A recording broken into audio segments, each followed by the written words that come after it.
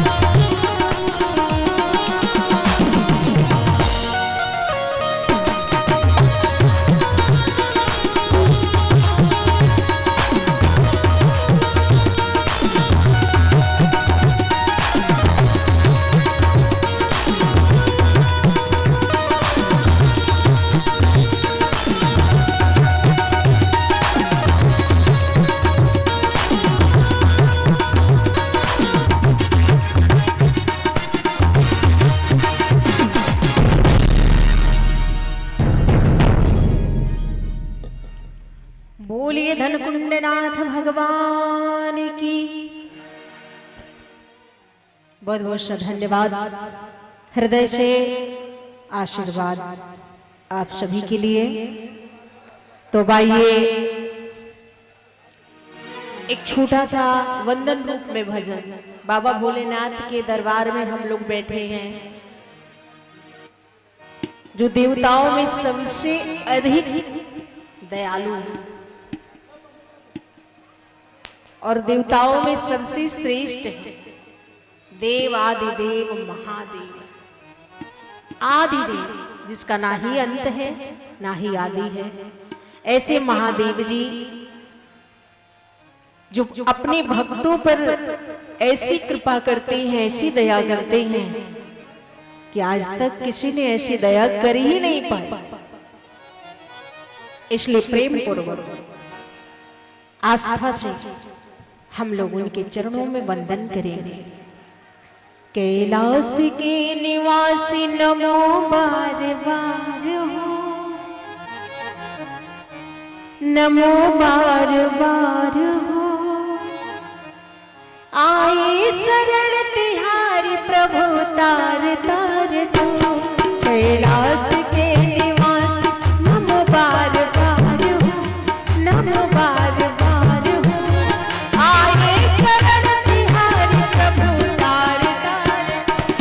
कैलाश के निवासी नमो बार बार हो, नमो बार बार हो। आयो शरण तिहारी प्रभु तार तार हो, आयो शरण तिहारी प्रभु तार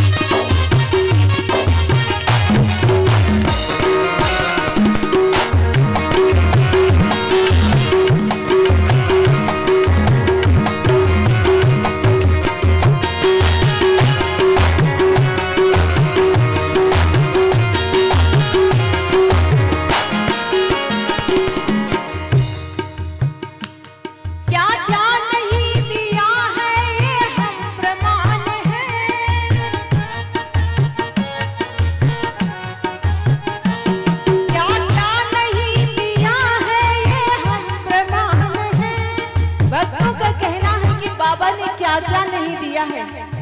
भक्त कहते हम प्रमाण हैं, जो भी मांगा मुझसे बाबा ने तुरंत दे दी। क्या क्या नहीं दिया है ये हम प्रमाण है, क्या क्या नहीं दिया है हम प्रमाण है। तेरी कृपा के आसरे सारा जहान है, तेरी कृपा से आज सारा जहान है। तेरी कृपा के आसरे सारा जहान है। तेरी कृपा से आज सारा जहान है। जहर पिया जीवन दिया है, कितना दार तू कितना उदार तू, आए शरण तिहारी प्रभु तार तार। आयो शरण तिहारी प्रभु तार तार तू। आयो शरण तिहारी प्रभु तार तार तू।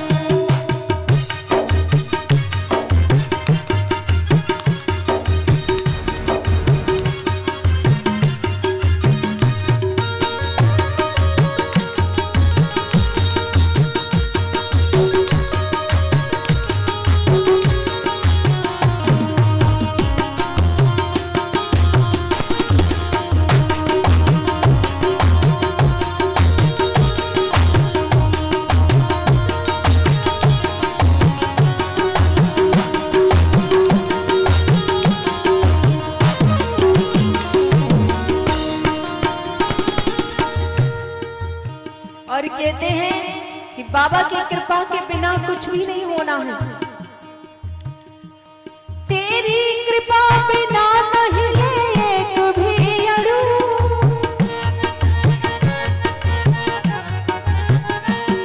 तेरी कृपा बिना नहीं है एक भी अणु,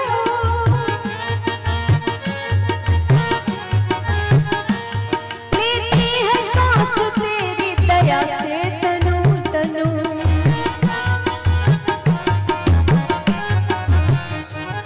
लेती है सांस तेरी दया से तनु तनु।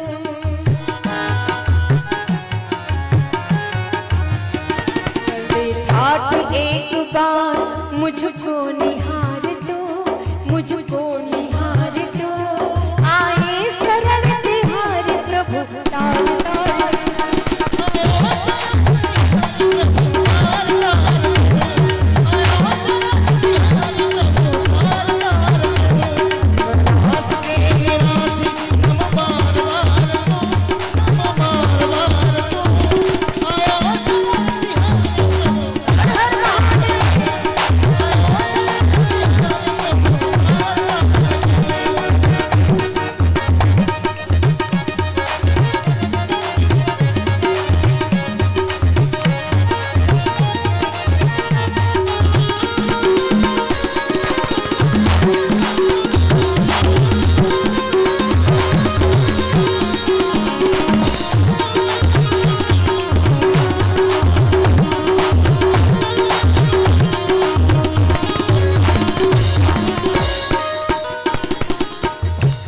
कैलाश के निवासी नमो बार बार हो, नमो बार बार हो, आए शरण तिहारी प्रभु तार तार। आयो शरण तिहारी प्रभु तार तार तू। आए शरण तिहारी प्रभु तार तार तू, आए शरण तिहारी प्रभु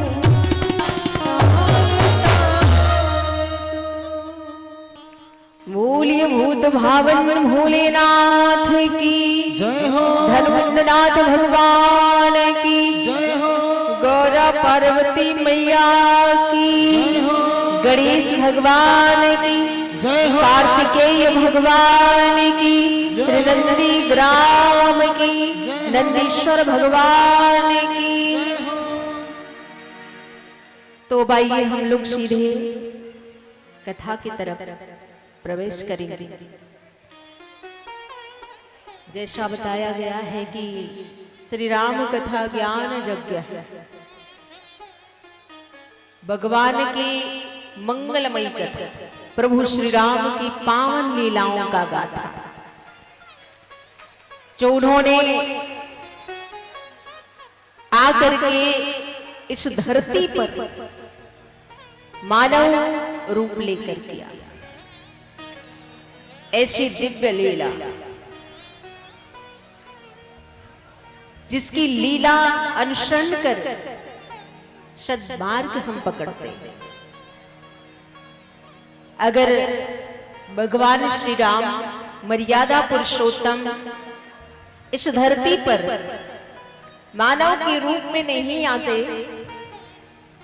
इतनी कठिन अवस्था से नहीं गुजरते, तो आज हम मानवों को मार्गदर्शन कौन देता? जबकि बढ़ते कलियुग की जो दशा है, जिसमें देखा जा रहा है कि व्यक्ति आचार विचार से भ्रष्ट होता जा रहा है। दिन प्रतिदिन अपने आचार विचार को लोग बदल रहे हैं, आचरण को बदल रहे हैं, संस्कृति को समाप्त कर रहे हैं। ऐसी विषम परिस्थितियों के लिए ही शायद हमारे ईश्वर मानव बनकर के आया इस धरती पर, और उन्होंने मानव लीला की। हर कठिनाइयों को उन्होंने झेला, क्योंकि ईश्वर ये बताना चाहते कि मानव का जीवन जीना इतना आसान नहीं है। मानव का जीवन जीना सबसे ज्यादा कठिन है, क्योंकि इस धरती पर एक मानव भी है जो ब्रह्म का स्वरूप है, ईश्वर अंश जीव विनाशी। ये मानव ही भगवान का दूसरा रूप है। मानव ही जीवों में सबसे प्रधान जीव है। मानव ही शरीर में सबसे उत्तम शरीर है। इसके अलावा कोई शरीर नहीं जगत में। योनियां 84 लाख हैं, जिसमें जीव आते हैं। 84 लाख योनियों के अंतर्गत में मानव ही सबसे श्रेष्ठ योनि धारण किया। तो भगवान की ये विशेष कृपा है, जिन्होंने हम सबको मानव बनाया। प्रभु ने मानव हमें किस लिए बनाया? 84 भोगने के उपरांत मानव इसलिए केवल बनाया कि हे मानव, मैं ये मानव की शरीर दे करके मैं तुम्हें एक मौका देना चाहता हूं अपने निजी स्वरूप को प्राप्त कर, क्योंकि तुम कोई साधारण नहीं हो। कर्म भोग के चक्कर में फंस करके 84 की चक्कर में ना पड़ जाना।